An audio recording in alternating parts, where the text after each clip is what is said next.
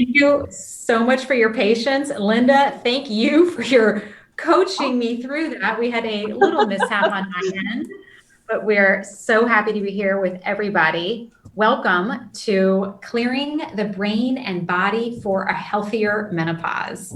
And I am so thrilled to have Linda Osman of Fit Me Healthy Coaching. She has been joining our Facebook Lives, I think since August, maybe even before that when we were doing some during confinement, Linda. So I'm thrilled that you're here. I'm going to just read a very short bio of you because I know you, but I want everyone else to know you and have an appreciation for your background before we launch into this really amazing conversation around menopause, perimenopause, because as most of us know, this is our second topic in a row talking about menopause. So last week I talked about it from a little bit of a general perspective. And then I really wanted to bring on an expert, someone who can share their story. And of course, Linda, I immediately thought of you. And this is the first time that we've done back-to-back topics. And I have to say, I'm really geeking out and excited about it because it's giving us this chance to go deep on something that I think is incredibly important. So without further ado, I'm going to share a little bit of background about Linda. So as I said, she owns Fit Me Healthy Coaching. She is a certified functional health and fitness coach.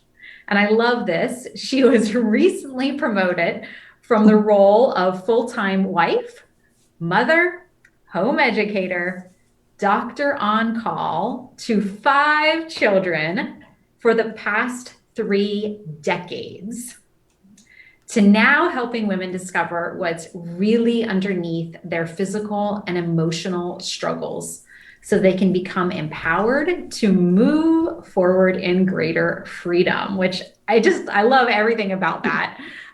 You also have certifications in pregnancy and postpartum core corrective exercise, as well as interdisciplinary pelvic wellness.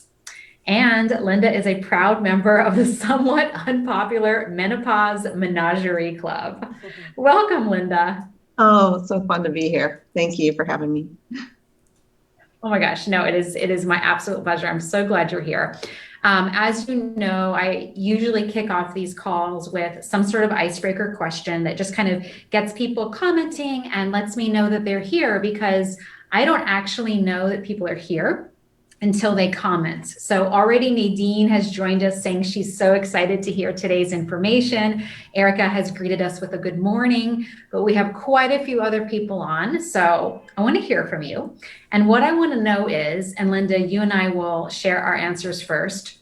Would you rather be always super late or always super early?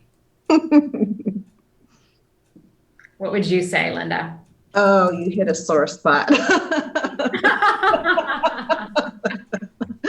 What would I like to be? I tend to What would you like to be? I would love to be early, but that's not me at this moment. So, yeah, that's one of my, I think of all the different things that I might need or have to do before I go. And so that's my honest answer.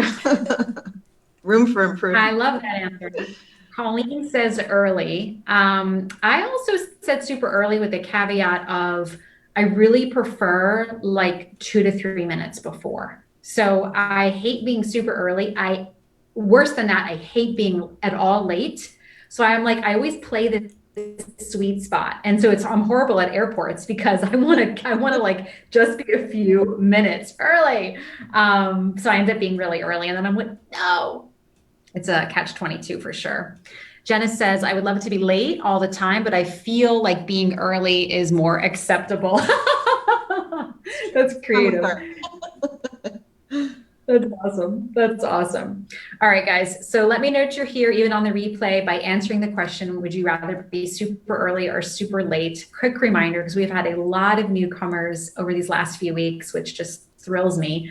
Under the Files tab, you have access to all of the replays. We're coming close to 30 since August now, where you can binge or watch them at your leisure. Go under Files and check out replays of OT and Power Hours. You're going to find two other really cool things. One is a directory of all of the OTs in pelvic health. Okay, Lori says a few minutes early. Lori, you are a person right after my own heart. Okay, so without further ado, Linda, I'm going to just launch into my first question. Please, everyone joining us, interrupt us throughout. Again, I imagine OT and Power Hours as big tables of colleagues and friends together sharing our stories and our experiences. So throw your questions in. Linda is joining us through Zoom, and so she can't see your questions, but I'm watching them. So I'm gonna shout them out to her as they come in. So please feel free to do so. And Linda, I'm going to kick it off with this, and I hope you don't mind, but it's kind of a personal question because from what I know about you, us understanding a little bit about this background is going to help us frame your experience. And my question is, can you talk a little bit about your personal story with perimenopause and menopause? Absolutely. I think we all learn from our own personal stories, and then that's how we blossom into helping others. At least that's been the case for me. So I started having hot flashes and just different issues, even into my early, well, maybe mid to later 30s. And I started on some progesterone supplementation, which was helpful, but I was still having a lot of issues. Well, I should back up. I really think that some of my problems started earlier than that, when I, first of all, was kind of an exerciseaholic. I think that's how I managed my mental stress. And we know that movement is good, but too much is not so good. And then I had what I thought was could be a tick bite. And I went on a big, long course of antibiotics, and I'm not really even a fan of antibiotics myself for the most part. Hadn't been using them, but for this, I thought it was worth it. And I think that really messed up my gut microbiome.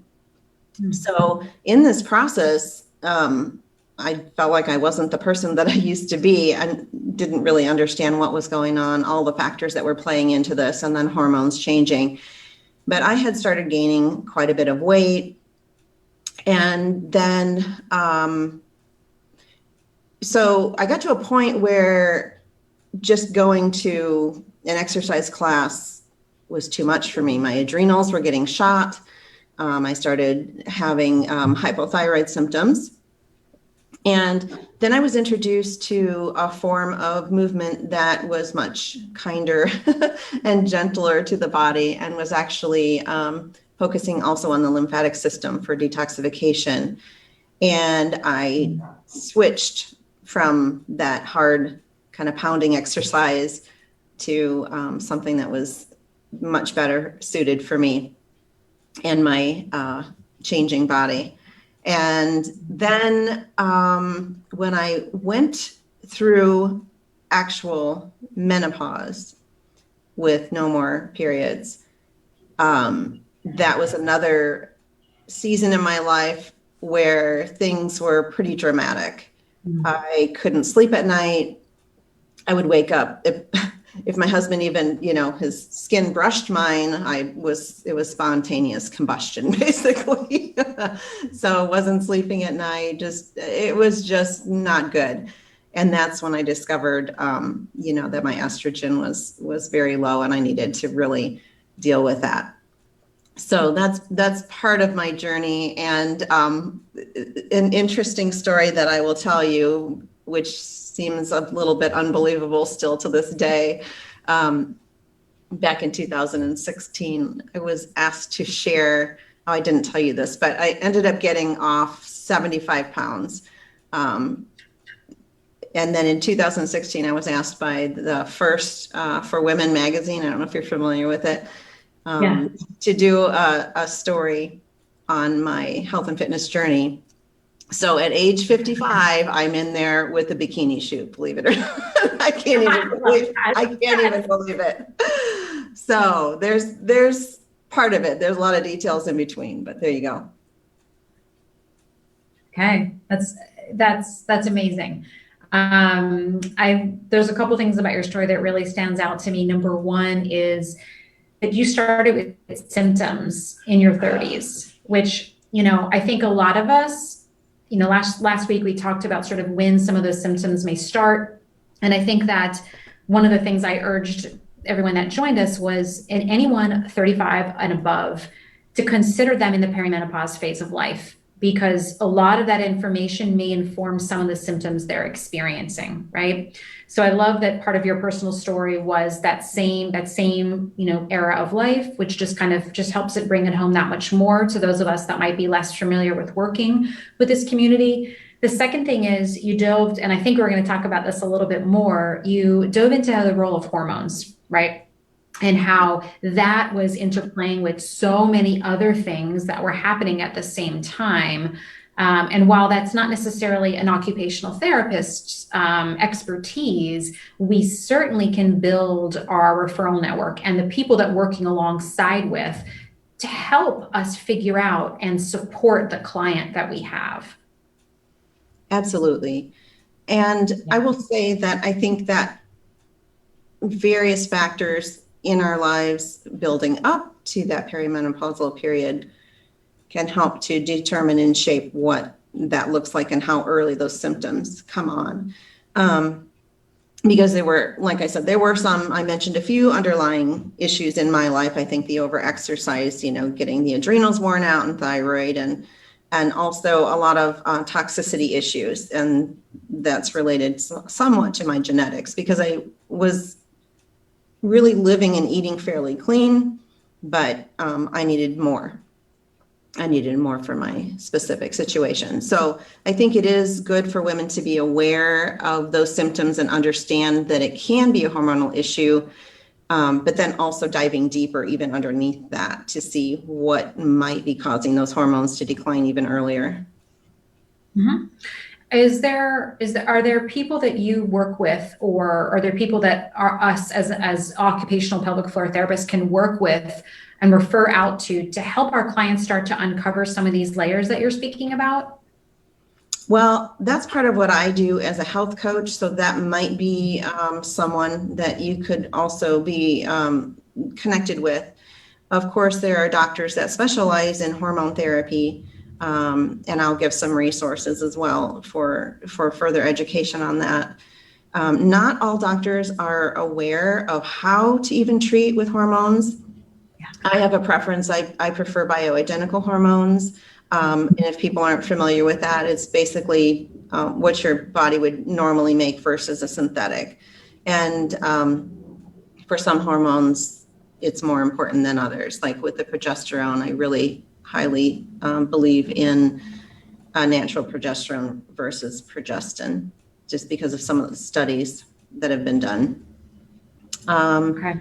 So I'm trying to think of who else would be good connections. So doctors, like I said, doctors that are very familiar with treating with hormones. And then I feel like my role a lot is in education. So anyone that's going to be able to educate on these symptoms and any other contributing factors, that's what I would say that would be a good starting point, having that educational piece. Well, and as you know, with joining so many of our Empower Hours and just knowing occupational therapists, you know how much we love education as well. So I think this is one of the reasons why your work and our work can be so complementary to one another, because I'm really of the model and surround myself with people who empower the client, right? And give them choices versus this like prescriptive, I'm the authority figure, I'm telling you the right path for your life. So I definitely want to save some time towards the later part of our talk to go into a little bit more about the work that you do, so that we can get a better understanding about your role as a life coach. And obviously your vast background, both personal and professional, can bring so much to the table. So I want to remind everyone joining us, if you have any questions for Linda, please pop them in the comments. I'm watching them closely and want to bring you into the conversation because as always, I picture this, like I said, as a big group of people together. Now more than ever, we need that.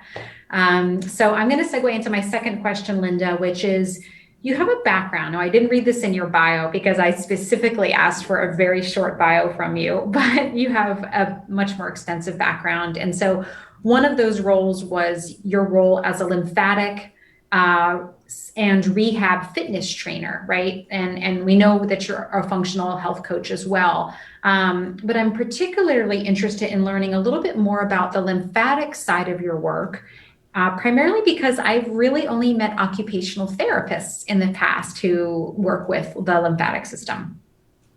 Okay, so my work with lymphatic system, well, I was going to say it's mainly through movement. I have certifications in movement. It was designed, the system that I learned is an at-home fitness program, and it was designed by a woman who originally created it for cancer patients to relieve some of the lymphedema. And this was long before in the US, many people were talking about the lymphatic system because she studied abroad. And so it incorporates the principles of isometric muscle activation. So the whole length of the muscle from insertion to insertion, rather than, when we think of, pumping and getting just that center belly of the muscle really big. So it's more like the long, lean dancer type muscles, but combining that with some lymphatic pumping and just body resistance, even in like a push-pull kind of way, if that makes sense. Yeah. But targeting those areas where you'd have the greater, what's the word I want? I was going to say congestion, but that's not what I word. The greatest amount of lymph nodes. You've got the underarm, you've got the breast tissue, the groin. So really targeting those areas with the movements and some kind of twisting of the spine where you keep the lower body kind of firmly planted, not moving as you can turn the upper body and vice versa. So there's a big lymphatic duct at the thoracic area called the thoracic duct. And so we focus on that for drainage, getting the lymph moving and drainage. So. And I bet that ties in nicely with pelvic floor function, given that's where near the home of the diaphragm. Exactly. And it was interesting. So after my long story, or short version of my long story, through perimenopause and menopause, I didn't mention it, but after that is when I discovered, originally was introduced to Sarah Duvall and ended up getting her certification. And that's when I recognized in myself that I had paradoxical breathing and some hyper tension in the pelvic area. And so even that, I guess I can say this is another layer. In working through that is when I released even more layers of trauma, because I want to make sure that that's stated through our menopausal journey. Dealing with the underlying issues that have been unresolved in our lives is important. And I've been doing that for decades, but it was very interesting that in getting that pelvic floor to work the way it should, that also was releasing other things, I'm assuming, from fascia and muscle. So I'm a firm believer in working with not just the physical, but the mental, emotional, spiritual. Like we're all everything's interconnected, so working with it all.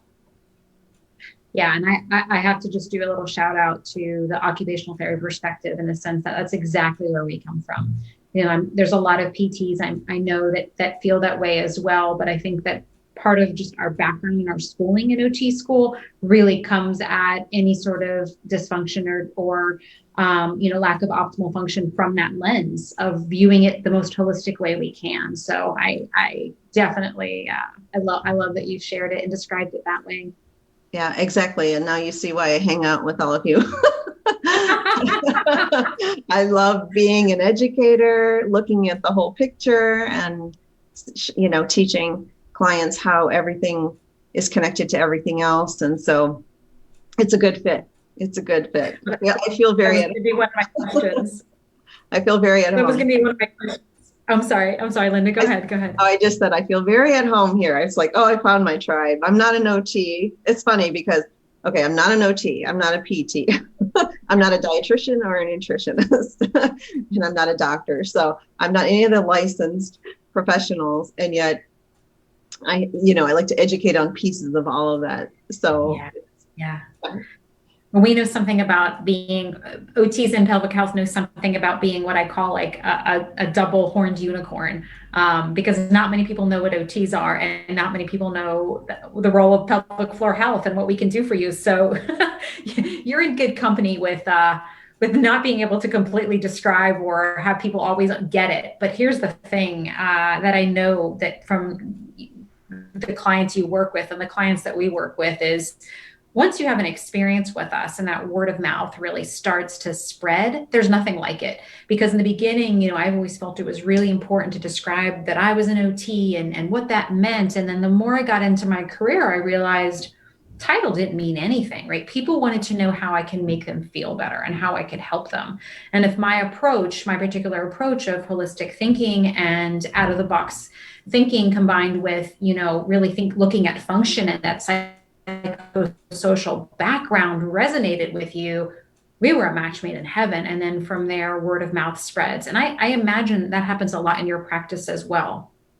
yes, I agree with that. And it reminds me of something else where you said your label or your title doesn't really matter. And I pretty much agree with that. But it made me think of the label or the title on um, I'm cautious on the words that I use. I was going to say disease, but a dysfunction. Yeah. The label, although it's helpful to me, it doesn't really matter as much as what can we do about it? How can we get over it? So I'm very much not about labels so much as, Yeah. okay, what's the next step? And how can we get you to the next step? What I love about that is we have a lot of clients who, will see us after 6 or 7 or more visits to doctors who have run every diagnostic test you could think of. And they're still being told that nothing's the matter, that it could be in their head, that they, may need another glass of wine. Oh, it's normal. You had a baby, and the list goes on and on. And the thing is, a lot of these clients find a lot of comfort in their diagnoses, right? Because they think, okay, wait a second, this means it's legitimately not in my head. There actually is something wrong with me, and I can point at it right here, right? Because now I have this name. And I think that while I completely understand and have been there in my own journey, if we can help clients just more focus on what helps them feel better, sort of like what are those steps to move forward in the direction of where they vision their life being and what they're able to participate in versus getting fixated on like a label or a diagnosis. I think ultimately that just helps so much with their recovery, psychologically, physically, emotionally, everything. So I love that you said that. Yeah, I agree 100% with what you said. And also, just the point to bring up and reiterate what you said, validation. Yeah. Validation in any season of life is so important.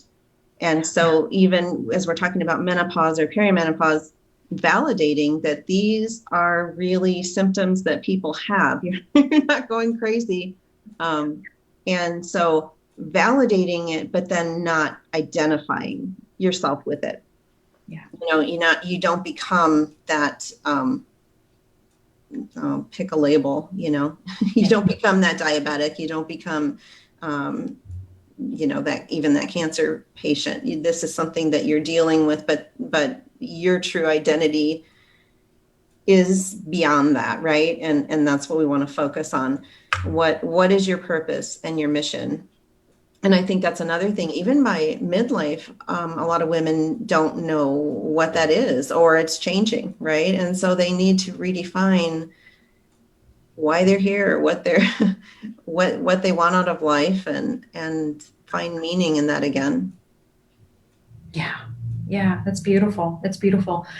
Colleen has a question for you. She's wondering, where did you get your health coaching training from? I got my health coaching training from, it's called the Institute for Functional Health Coaching. Excellent. And then I debated, as you said, titles don't really mean a whole lot. So I even debated whether I would get that because I had decades of experience in researching. I'm a big researcher and applying what I learned, but I decided to go ahead and do that. Some people, it means something too, so. Yeah, yeah, great. Thank you for that. And if anyone else has other questions, replay or not, please throw them in the comments. As you know, Linda's in our group, so if she sees some questions come in, she'll be glad to answer them. So we want you to feel like you're part of the conversation as well. So, Linda, will you please share a story with us that can kind of illustrate your work with a client? A shortened version, just something that kind of gives us a sense. I did a talk on life coaches several months ago, but your specialty of health coaching is a little bit different, and I think it would be lovely to kind of hear that played out in the form of like a case study or a story where you've worked with a client. Sure. I think I'll share the story of Stephanie, and I can use her name because she's written a testimonial and it's on my website, so I can share her story. So Stephanie came to me when she had a lot going on. She was working with a doctor. I think she may have even been working with I don't know if she's working with a functional doctor too. She was working with a nutritionist. I don't remember all the details, but she'd had multiple surgeries, maybe 5 in a row. It seemed like as soon as she'd get better, then something else would happen. Yeah. And the next surgery that was looming ahead was going to be, I think, a hysterectomy. And but her main complaint, and this is something I should mention, the inroad, I don't know how it works with OTs, but the inroad that people seem to find me because of my story, I guess, and my weight loss journey is because they want to lose weight. Now, I know that that's just the tip of the iceberg, and I'm going to go deep into all the different factors that could be playing into that and a lot more. Yeah. So she was working with a nutritionist. She had cut her calories like so low. She was running. She was doing all kinds of things. And she was a very type A personality, which I can relate to. And she, so when she would exercise, she would be very fatigued and had strange fevers that would just come up out of nowhere. And then she continued to gain weight, just incrementally, regardless of, she had very healthy eating. We went over that. And like I said, I'm not a nutritionist, but I can help to educate. And that looked very, very clean. And what we did was we talked about, first of all, I felt like her exercise was maybe too much, which is something common, I think, as we start going through the menopausal season. We have to, decide, is what we're doing still working for us, or do we need to make changes? So I think I asked her at that time if she would consider just doing some walking and some of this gentle lymphatic movement instead of the running for now. And we talked about, she'd had an exposure to a lot of water in her home. I don't remember the situation, some sort of a storm. And so we talked about mold remediation, because when you have mold in the home, you can have mycotoxins and they're very hazardous to your health. So she was in the process of, she was going to do the mold remediation. We talked about even, I've taken a practitioner course for electrosmog. So we talked about EMF fields in the home and the best ways to situate things and redirect so that that wasn't another toxic burden that could be coming towards her system. And then I educated her on the possibility of toxic overload to her liver just from all the medications and surgeries that she'd had. Mm-hmm. So she acted on all of that. She ended up doing a liver detox program that I, gave her some information on, and she had a turnaround. She started losing the weight. Her energy started resuming. She was able to start running again eventually. And so that's kind of a snapshot of her story. And she was pleased with that. So Love that. I love that. It sounds so thoughtful and comprehensive. And it sounds like you really looked at things that not many other practitioners would have. yeah, I like to go deep because it's often those invisible things that are the final ones that maybe having a big effect, but we don't always think about those. We think about the hormones, we think about Yeah. top of mind type of things. Yeah, yeah, and certainly as we talked about at the start of our call, right? Those things are really important. But I think there's more and more practitioners out there that are starting to look at some of those, as you say, like top of mind issues. But then to go to that next level, which was the thing she needed, right? That was sort of the parts that needed to be cleaned up and addressed and looked at that really kind of helped her reach those goals that she wanted to. That's wonderful. Right. And I would say, especially if you're working with someone and it seems like they seem to be doing everything right, and yet it's not working, that's when I think you have to dive a little deeper. Yeah, that's an excellent point. And that part can be really frustrating for clients because they are doing everything right. Like you had mentioned, like the type A personality, which in the functional pelvis in New York City, we have a lot of type A personalities. And those are the ones that sometimes can really crave the labels, really want the diagnoses, and are at this point where they're like literally like they might be overachievers, right? They might, if I said to do a certain exercise, one time a day, they're doing it 10 times a day, sort of going back to that over exerciser that we already referred to. And so, yeah, but kind of bringing it back home to, the part they need to channel into, right? Which again is often overlooked with people, with a lot of practitioners out there. Right. And I do want to mention, because I think it's important, we talked about, did she have support? How did she feel, about purpose and even her spiritual, everything else seemed to be in place. She had support. But, just toning down some of that type A, Yeah. and to allow for healing. I think that was Yeah. important. Exactly, exactly. Colleen has another question for you, Linda, and she's wondering, do you collaborate with nutritionists? Um, I have not at this point, but I'm very open to that. Yes. Colleen, let us know if there's another part to your question now that Linda answered it. If you have ideas or if you have any thoughts around that, we can take that question a little bit deeper. And anyone else, if you have any thoughts, we'd love to hear them. And I have one more question for you, Linda, which came to mind just because I sort of know a little bit about your work and that you really work on this deeper level. What are some other, I guess, less discussed but important influences that you have found to be common and important and impactful on women's health, especially during this transitional season of life? Okay, so I already touched on some of those. So for me, I think toxicity is something that we really need to look at the older we get, because it's cumulative. And so, and there can be a lot of things that lead into that or can fall into that category. So I've mentioned, chemical toxicities, we've got environmental toxicities. So people, might want to start thinking about clean air, clean water, clean food, and if they're not already, because a lot of those things can also be hormone disruptors. And then, like I mentioned, even EMFs are becoming quite a bit more prominent in people's minds, and as things are progressing. Let's see what else.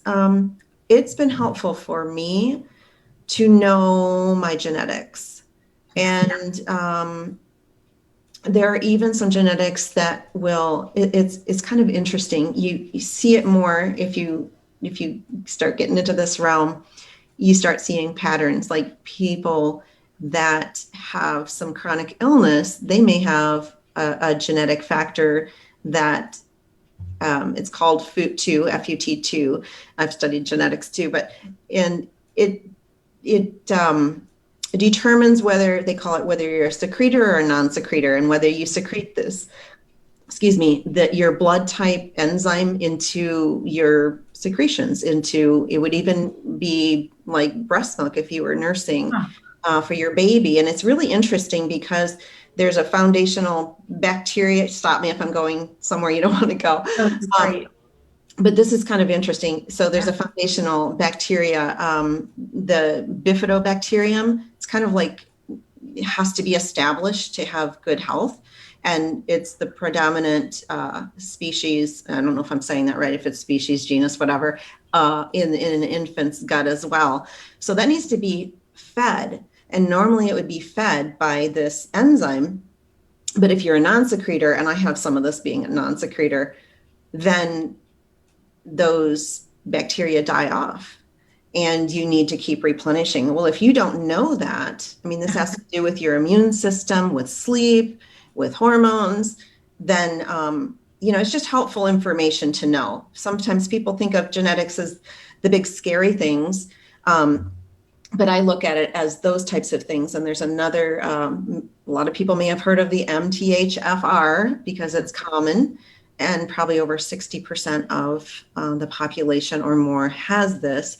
And that affects your ability to detoxify all these toxins that we're talking about. Also contributes, by the way, just a little detail, to tongue ties and lip ties. So we know that can be a problem with nursing babes. So yeah, so there's a lot of information that I have discovered about myself through doing my genetics. And so that's something I offer for people, an ability to do that and get some health reports that are actually created by doctors. So I have the ability to do that. And then I like to work with companies that are committed to not selling your data as well, because it's a concern. Yeah. So actually that brings me to another question, Linda, is that, so I'm assuming you work with clients all over the country, and maybe the world? Yeah, anywhere online. Okay, anywhere online.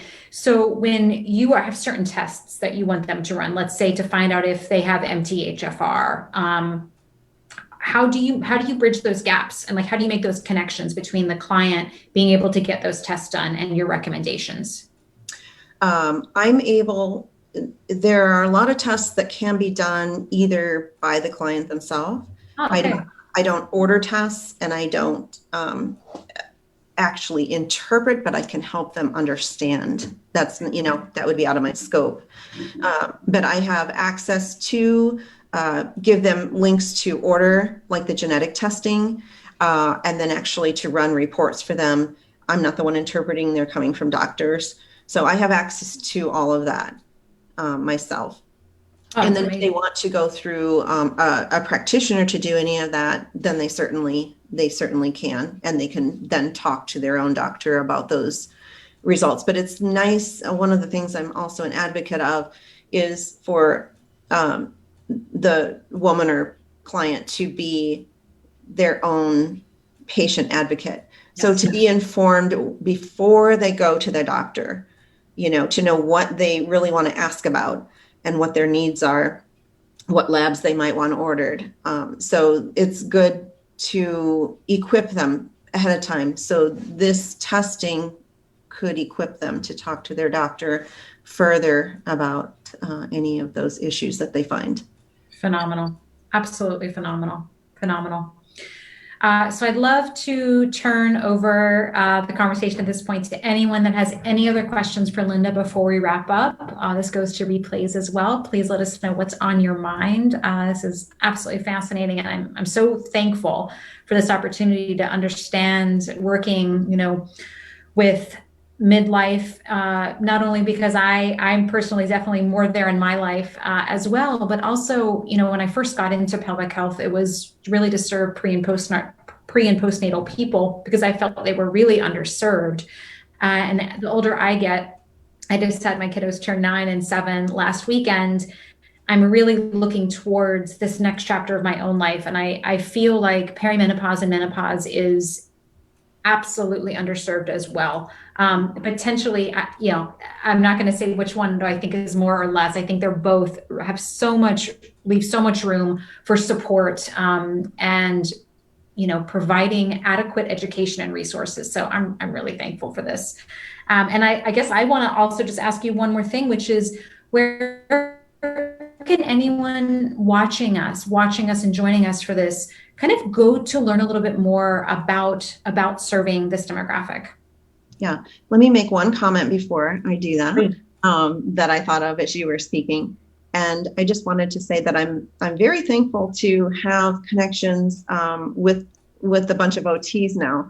And so it would definitely be beneficial for me to do referrals to anyone that is looking for an OT. Obviously, I'm not doing any kind of internal work, even in the pelvic arena. It's all external and education. So I just wanted to say that it's a delight to know so many wonderful OTs to be able to refer to as needed.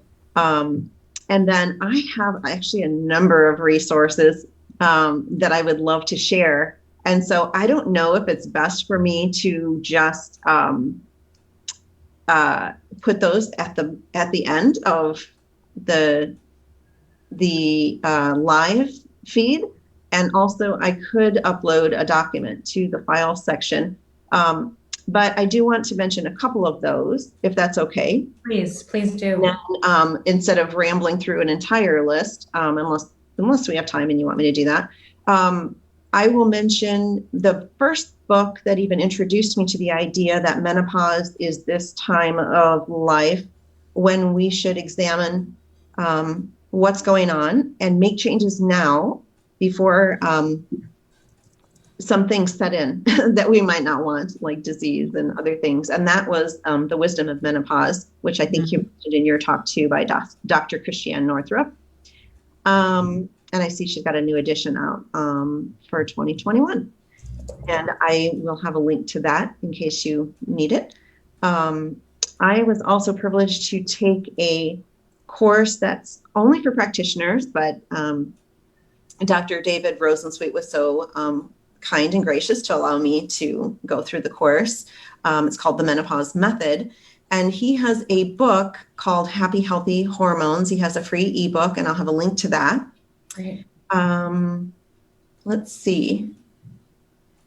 I'll also have a link to, and I may have put it in the group before, but I think it's a wonderful talk on talking about the estrogen vindication, because the World Health Organization had deemed it very harmful to women.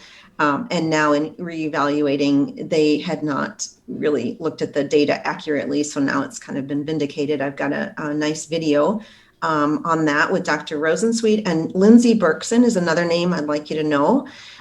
If you're looking for hormone information, she's wonderful. She's wonderful. She's actually, I don't know if you'll know what I mean by this, but she's a DES daughter.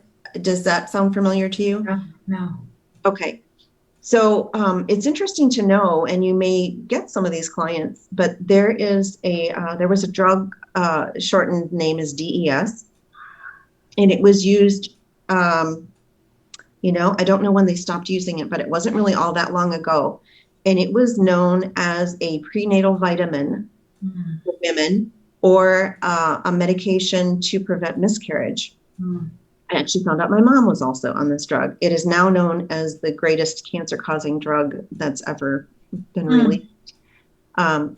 So she discovered that the day that her mother's microfiche, if you don't remember microfiche records, medical records are going to be destroyed. Yeah. She discovered, got her records and discovered that she is a DES daughter. And wow. you can look that up online. And she's had, I think, 7.5 or 8.5 organs removed, cancer several times from all of this.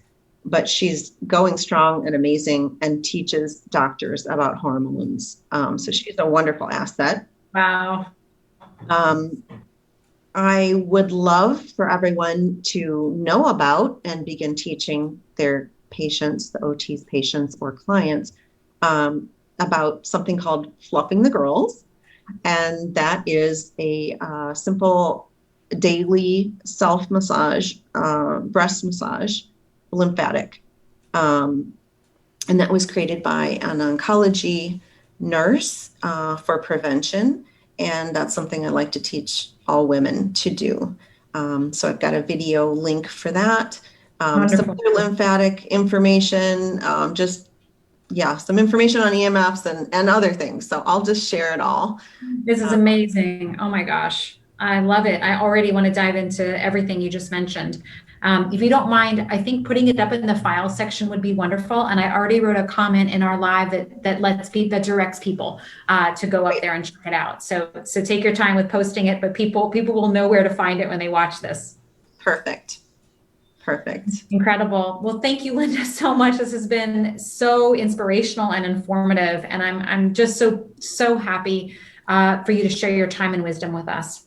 Oh, well, I just want to thank you for having me. And I more want to thank you for providing this space that expresses your belief, and it is mine, a strong belief of mine, that we're not competing with each other. We're supporting and collaborating. Thank you.